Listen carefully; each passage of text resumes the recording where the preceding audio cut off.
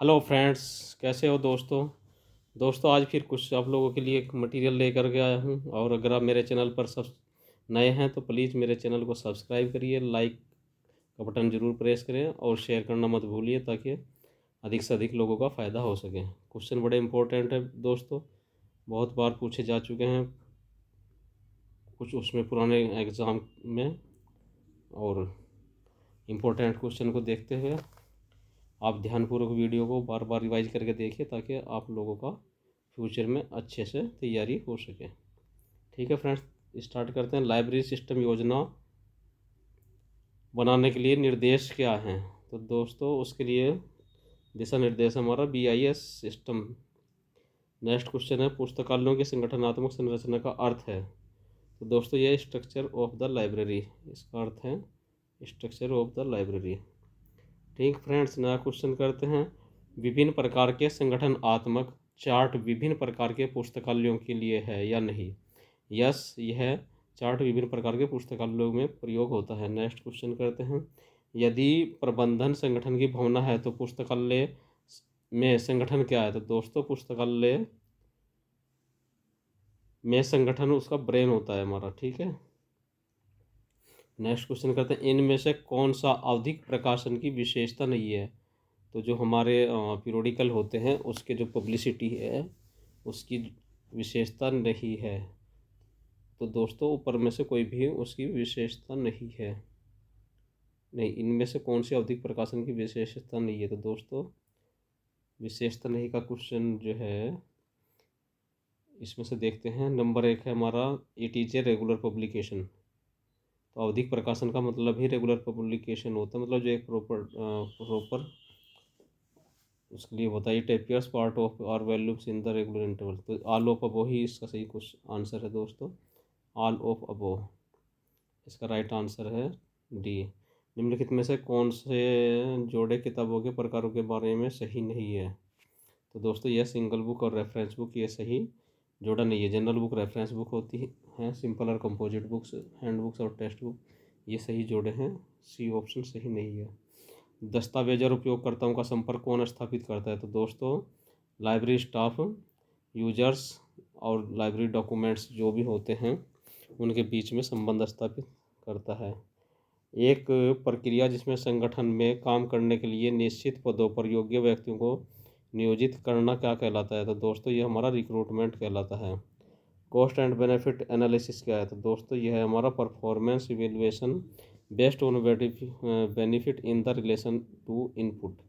इसका D option से ये। सार्वजनिक पुस्तकालयों के लिए आय का मुख्य स्रोत क्या है? तो लाइब्रेरी रिसर्च या पुस्तकालय उपकर उसका सही स्रोत है। पुस्तकालय विज्ञान में विपणन का अर्थ होता है, यानी कि मार्केटिंग क्या है? तो selling of library products or service.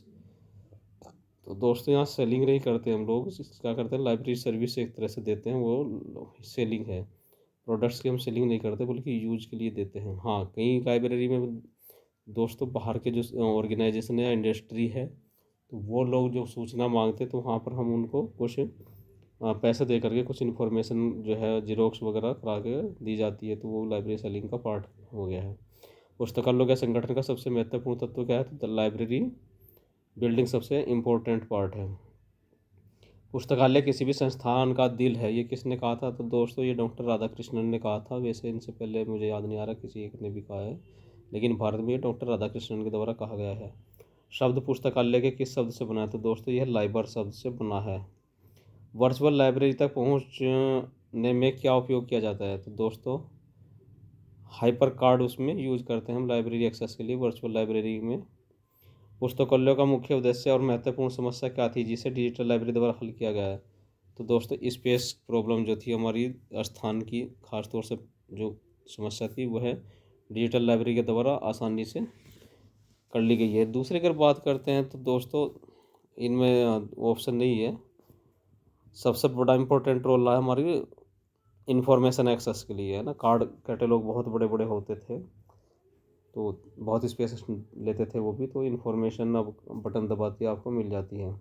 पाठक की शुरुआत का मतलब क्या है? ओरिएंटेशन, उसको दीक्षा दी जाती है कि how to use the library, है ना। तो पुस्तकालय को कैसे प्रयोग करें तो उसको लाइब्रेरी ओरिएंटेशन हम लोग बोलते हैं। उपयोगकर्ता अध्ययन के क्या तरीके हैं? तो दोस्तों measurement of the use, survey of users और कम्युनिटी ऑफ प्रोफाइल, ये तरीके हैं हमारे। ऑफ क्यू पेपर कौन सा पेपर है? तो दोस्तों यह नॉन ट्रांसपेरेंट पेपर होता है। उपयोगकर्ता अध्ययन का क्या मतलब होता है? इसका मतलब होता है study need of the users. जो पाठक हैं उनकी आवश्यकता का अध्ययन ही हमारा उपयोगकर्ता का अध्ययन कहलाता है। किस प्रकार के पुस्तकालयों में उपयोगकर्ताओं का सर्वेक्षण बहुत उपयोगी होता है? तो दोस्तों एकेडमिक और स्पेशल लाइब्रेरी में हम जो है यूजर्स का अध्ययन करते हैं, सर्वेक्षण करते हैं, ताकि किस टाइप की मटेरियल हम लोगों के लिए ज़्यादा यूजफुल हो। नेक्स्ट क्वेश्चन है, निम्नलिखित में से कौन सी निष्क्रिय की सेवा या उत्पाद नहीं है? तो दोस्तों साइटेशन इंडेक्स निष्क्रिय का उत्पाद या सेवा नहीं है। ये ग्रंथालय किसने विकसित किया था? तो दोस्तों यह एनआईसी ने विकसित किया था। संचार के हेलिकल मॉडल के प्रवर्तक कौन थे? ये हमारे एफ डेंसन थे। डेंस, डी ऑप्शन सही है। यूडीसी में सामान्य एकलों को क्या कहा जाता है? तो दोस्तों यूडीसी में सामान्य एकलों को कहा जाता है कॉमन ऑक्सिलरीज। और यूडीसी बनाने में किसका जो है योगदान है? तो वो है ला फाउंटेन का योगदान है। प्रोग्रामिंग बजटिंग सिस्टम पीबीबीएस को विस्तारित किया गया है। तो दोस्तों रेड कारपोरेशन यूके के द्वारा इसको विकसित किया गया है। उर्कुंड प्रदान किया जाता है। तो दोस्तों यह साहित्यिक चोरी का पता लगाने और रोकने के लिए उर्कुंड का प्रयोग करते हैं। विद्यामित्र क्या है? तो दोस्तों यह है NMEICT के अंतर्गत विकसित सभी ई अंतर्वस्तु परियोजनाओं के लिए एक ऑनलाइन अधिगम एक्सेस पोर्टल है। नेक्स्ट क्वेश्चन हमारा CC यानी कि कोलन क्लासिफिकेशन में जीवनी को दर्शाने हेतु कौन सा चिन्ह एशियाई एंटीरियराइजिंग कॉमन आइसोलेट के रूप में प्रयोग होता है? तो दोस्तों स्मॉल w यह पूर्ववर्ती सामान्य एकल के रूप में प्रयोग होता है। जो व्यक्ति शब्दकोश तैयार करता है उसे क्या कहा जाता है? तो दोस्तों उसको हम लेक्सिकोग्राफर कहते हैं। हेराल्ड लाइब्रेरी हेराल्ड जर्नल के प्रथम संपादक कौन थे? तो डॉक्टर PN कोला इसके फर्स्ट एडिटर थे लाइब्रेरी हेराल्ड जर्नल्स के। वन ड्राइव को किसके द्वारा संचालित किया जाता है? तो दोस्तों वन ड्राइव हमारी माइक्रोसॉफ्ट के द्वारा संचालित की जाती है। इंदौर के शासकीय अहिल्या बाई केंद्रीय पुस्तकालय के भवन को किस नाम से जाना जाता है? तो इसको सफ़ेद कोठी के नाम से जाना जाता है। तो दोस्तों कहीं जो है लाइब्रेरी बिल्डिंग को अलग अलग नाम से जाना जाता है, ठीक है।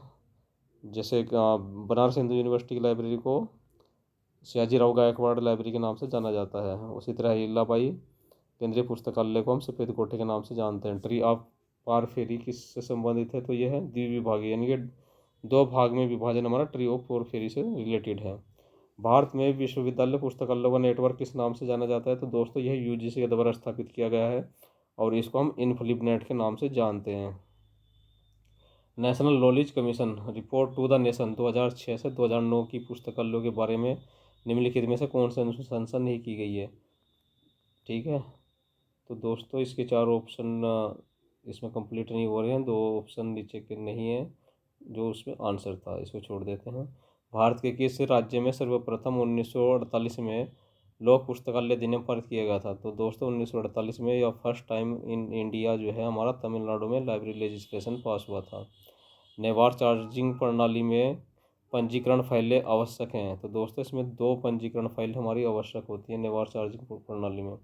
पुस्तकालय विज्ञान का चतुर्थ सूत्र क्या है? तो पाठ्य के समय की बचत है, इसका फोर्थ जो है लॉ है लाइब्रेरी साइंस का। नेक्स्ट क्वेश्चन है, भारत में विश्वविद्यालय स्तर का प्रथम पुस्तकालय विज्ञान का पाठ्यक्रम कहाँ शुरू किया गया था? तो दोस्तों ये मद्रास या चेन्नई में शुरू किया गया था। व्यापारिक ग्रंथ सूची किस श्रेणी में आती है? तो दोस्तों जो हमारी ट्रेड बिब्लोग्राफी यह स्पेशल बिब्लोग्राफी के अंतर्गत या विशेष सूची के अंतर्गत आती है। नेक्स्ट क्वेश्चन है, मूलभूत श्रेणी में पदार्थ का संयोजी प्रतीक क्या है? तो सेमीकोलन होता है मूलभूत श्रेणी में पदार्थ या मटेरियल के लिए।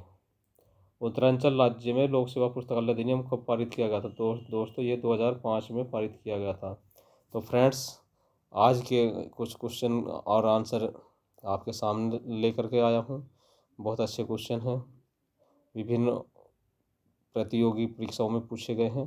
और अगर केवल उसमें लिखा गया KVS NVS तो ऐसा नहीं है कि आपके लाइब्रेरी असिस्टेंट के एग्ज़ाम में वो नहीं आएंगे या लाइब्रेरी अटेंडेंट के एग्ज़ाम में नहीं आएंगे। आप ये जो है हमारे जो भी मैं क्वेश्चन करा रहा हूँ ये आपके स्कूल स्तर के, चाहे वो केंद्रीय विद्यालय, नवोदय विद्यालय, DSSB एग्ज़ाम हो, या फिर आपका जो है semi professional assistant, professional assistant university का एग्ज़ाम हो, तो सब में ये क्वेश्चन बार बार रिपीट होंगे, रिपीट होते आए हैं। तो फ्रेंड्स, अगर अभी तक भी आपने मेरा चैनल सब्सक्राइब नहीं किया तो प्लीज़ सब्सक्राइब करें और बेल आइकन को ज़रूर प्रेस करें ताकि नोटिफिकेशन आपको सही समय पर मिलता रहे। ठीक है फ्रेंड्स, तो आज के लिए इतना ही काफ़ी है। तो मिलते हैं फिर नई वीडियो में जल्दी ही। तो दोस्तों, नई वीडियो तक के लिए आपको बाय बाय।